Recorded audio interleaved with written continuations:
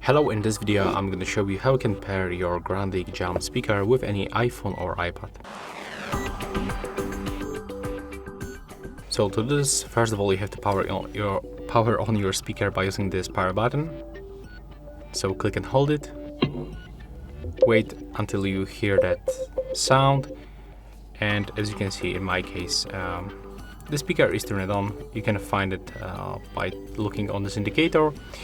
In the most cases it will turn to the pairing mode automatically, so all you have to do is just open the settings, go to the Bluetooth on your iOS device. In my case I'm using the iPhone XR, and the Grundig Jam speaker appears on the list, but you can also try to click on this Bluetooth button to enter the pairing mode. But in my case I'm already in the pairing mode, so it doesn't matter actually. So select your speaker, and after a few seconds you will be successfully connected, and this indicator will stop blinking. It will just stay like that. That's all for this video. Hope you like it.